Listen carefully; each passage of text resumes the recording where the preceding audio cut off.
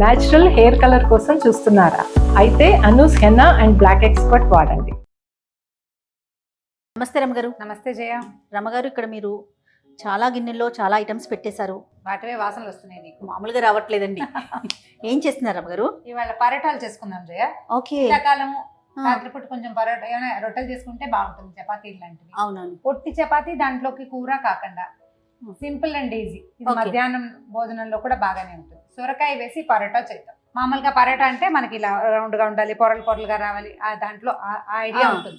కాకపోతే ఈ north Indian పరోటాలు గుజరాతీల్లో వాళ్ళు ఎక్కువ చేస్తారు. సొరకాయ బాగా లేతగా ఉండాలి, గింజలు లేకుండా సన్నగా కోరేసుకోండి దాన్ని. ఓకే. కోరేసిన సొరకాయ, కోరిన సొరకాయ ముద్ద, దాంతోపాటు కొంచెం కొత్తిమీర కాస్త గ్రీన్ గా కనపడడానికి, అల్లం పచ్చిమిర్చి పేస్ట్, కొంచెం వాము, తర్వాత 1 స్పూన్ పెరుగు, ఉప్పు. రమగారు, ఒక్కసారి ప్రాసెస్ చెప్తారా?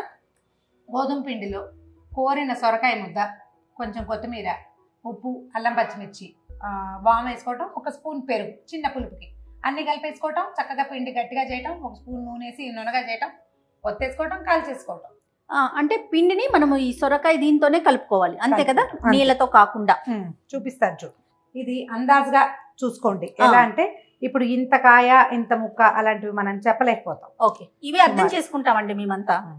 సుమారుగా అంటే ఇప్పుడు ఇది వేస్తాం కాబట్టి దీంట్లోకి ఇది అక్కర్లేదు, నీళ్లు పెద్దగా అవసరపడం, కొంచెం అవసరాన్ని ఉంటాయి కదా, తడి ఉంటుంది కాబట్టి. రమగారు, కొంచెం అంటే కోరింది కొంచెం పెద్దగా ఉంది కదా, పర్వాలేదా? చక్కగా చాలా రుచిగా ఉంటుంది, అందంగా కనపడుతుంది కూడా.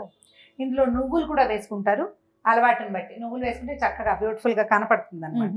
ఇప్పుడు ఇవి సాల్ట్, ఇది మన రుచిని అనుసరించి. ఓకే. ఎక్కువ చాలా ఉప్పుగా అయిపోకుండా చూసుకోండి. ఓకే. అల్లం పచ్చిమిర్చి పేస్ట్ 1 స్పూన్ వేసి పడుతుంది, వేసేయచ్చు. ఇంకా కొంచెం వేసినా కూడా పర్వాలేదు, ఘాటు ఇదే కదా, దీనిదే వాసన వస్తుంది.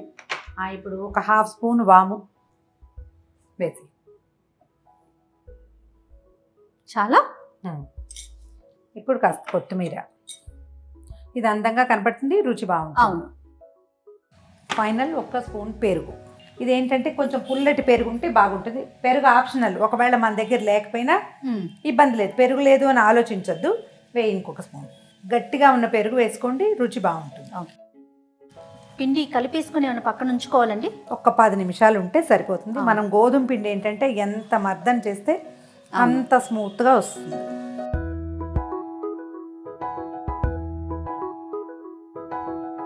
ఒక స్పూన్ నూనె వేయాలి.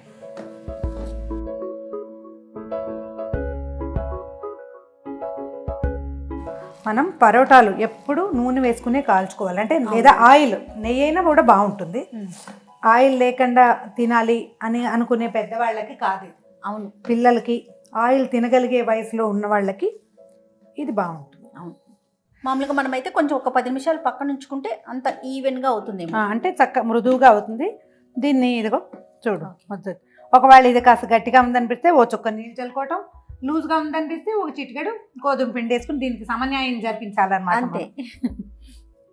మామూలుగా మనం చపాతీలు ఎలా ఒత్తుకుంటాం ఆ కన్సిస్టెన్సీలో ఉంటే సరిపోతుంది. చూడండి, గుండ్రంగా వచ్చిందా? పెనం గుండ్రంగా చేస్తాను, దాన్ని కొంచెం బాగా చూపిద్దు కానీ. ఓకే.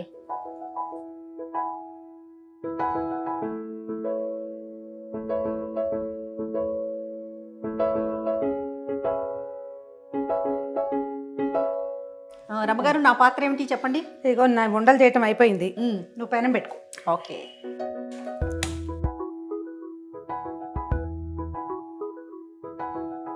రమగారు, పెనం కాలుతోంది. ఒక 2-6 నిమిషం ఉంటే నేను కొంచెం తక్కువలో పెట్టినా, కొద్దిగా సమయంలో పెట్టు. ఇవి ఎలా అంటే మనకు అలవాటైన అప్పడాల కర్ర కావాలి, ఇది చపాతీ కర్ర.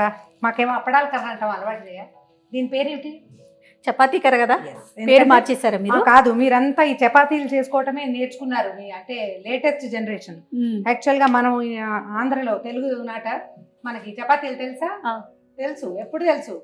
తెలీదు.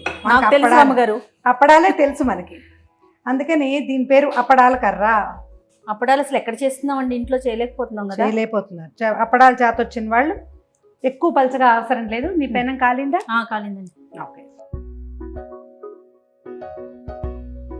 కొంచెం ఇవి వచ్చాక బబుల్స్ bubbles కాస్త వచ్చాక వేడెక్కుతుంది కదా, అప్పుడు తిరగేయాలి. ఓకే. నాన్ స్టిక్ కాకుండా ఇనప పెనం మీద చేసుకోండి. మనం స్టూడియోలో చేస్తున్నాం, నాన్ స్టిక్ మీద చేస్తాం. అవునండి. నెక్స్ట్ టైం ఇనప పెనం పెట్టాలి చేయ మరి. తప్పకుండా అండి. కానీ కర్ర ఇవన్నీ కూడా ఎవరికి ఇంట్లో ఏది అలవాటో దాంతోనే తొందరగా దాంతో వచ్చేస్తుంది రమ్మగారు. ఈజీగా అవుతుంది. ఇప్పుడు ఆయిల్ వేయి.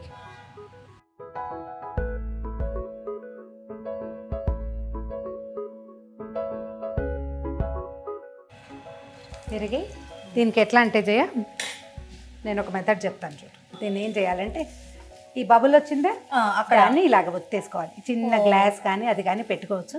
ఉండు నేను చేతితోటే చూపిస్తాను. నేను చేసేది చూపించాలి కదా, పర్వాలేదు. చూడు ఇది ఇలా పైకి వస్తూ ఉంటుంది. మనం ఒత్తేస్తే చక్కగా లోపల భాగాలన్నీ కాలుతాయి అన్నమాట. దీనికి చెక్క పీడి ఉన్నవి మనకు దొరుకుతాయి. ఆ చెక్క పీడి తెచ్చుకుంటారు. గుజరాత్ అంతా అది అందరి ఇళ్లలో కనిపిస్తాయి. మన దగ్గర ఇక్కడ కొంచెం నేను నీకు ఆ వస్తువు లేక చెప్తున్నా. ఇప్పుడు ఇది ఇనపెనం అనుకో, మనం తిప్పుతూ ఉంటే చక్కగా తిరుగుతుంది. ఓకే.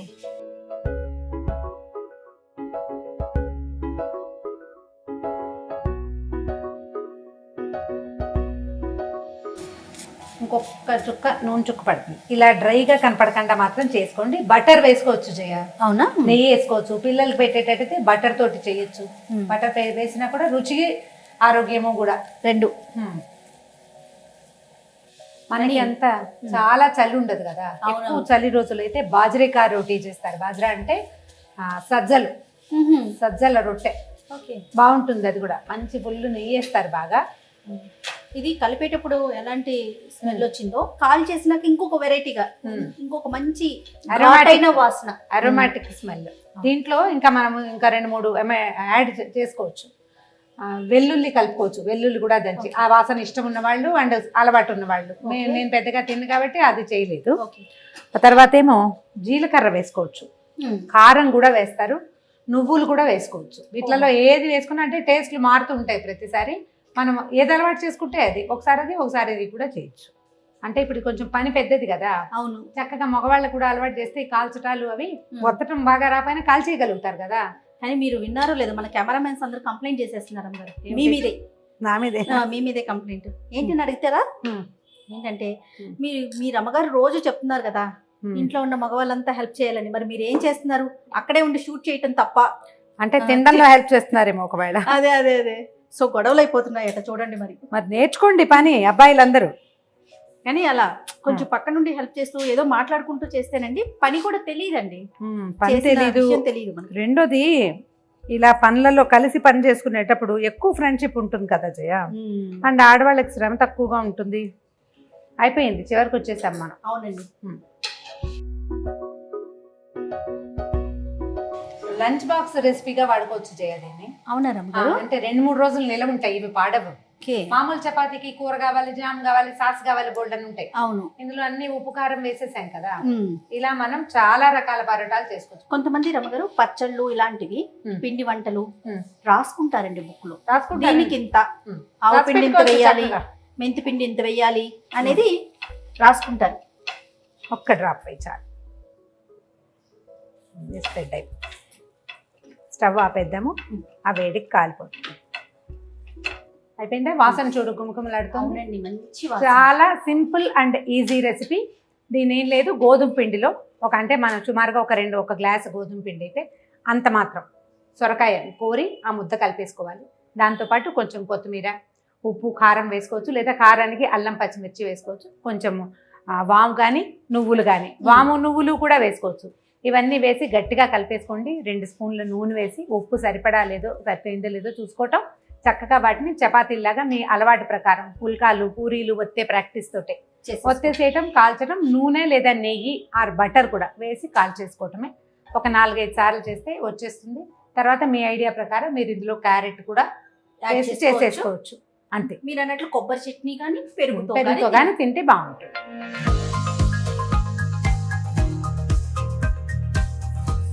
పరోటా కంప్లీట్ అయిపోయింది. ఓకే, ఈ పరోటాలని చూడండి ఎలా కావాలంటే అట్లా అరేంజ్ చేసుకోవచ్చు. వీటిని కట్ చేయకర్లా మనం చిన్నవి చేసాం కాబట్టి. పెద్దవి చేస్తే కనుక బాగుంటుంది. ఇంకా అంటే వాటిని హాఫ్ కట్ చేసి పెడితే పిల్లలతో అలా ఒక ముక్క తింటారు. స్కూల్ బాక్స్లో పెట్టేసేయచ్చు. వీటిని రోల్ చేయక్కర్లేదు. వేడిగా ఉన్నప్పుడు ఎంత బాగుంటాయో చల్లారిపోయాక కూడా అదే రుచి ఉంటుంది. 2 రోజులు 3 రోజుల పాటు హ్యాపీగా బాక్సుల్లో పెట్టి ప్రయాణాల్లో కూడా తీసుకెళ్ళిపోవచ్చు. కానీ వండటం ఎంత ఇంపార్టెంటో దాన్ని నీట్గా అంటే కంటికి ఇంపుగా అంటారు చూసారా, ఓకే. ఇప్పుడు నోట్లో పెట్టుకుంటే రుచి తెలుస్తుంది రమ్మగారు, కానీ చూడగానే కంటికి నచ్చింది అనుకోండి వెంటనే నోట్లో పెట్టుకోవాలనిపించేస్తుంది. అవునా కదా? దాన్ని అందంగా చేయాలంటే ఎక్కువ కొత్తిమీర వేసుకుంటే ఇంకా బాగా గ్రీన్ గా కనపడుతుంది, ఇంకా అందంగా కనిపిస్తుంది. బాక్స్ లో పెడితే పిల్లలు బోర్డమ్ ఫీల్ అవ్వకుండా తినేస్తారు. ఈవెన్ హస్బెండ్స్ కూడా, ఓన్లీ పిల్లలు అని చెప్పకూడదు, మగవాళ్ళు మనం కూడా బాక్సులో పెట్టి ప్రయాణాల్లో పట్టుకెళ్ళచ్చు, ఆఫీసులకు పట్టుకెళ్ళచ్చు. ఈజీగా ఉంటుంది, చేతికి అంటకుండా తినేసేయచ్చు. ఒక 2-3 రోజులు ఉంటాయి అంటారా? చక్కగా ఉంటాయి. ట్రై చేసి చూడండి. తప్పకుండా రమ్మగారు.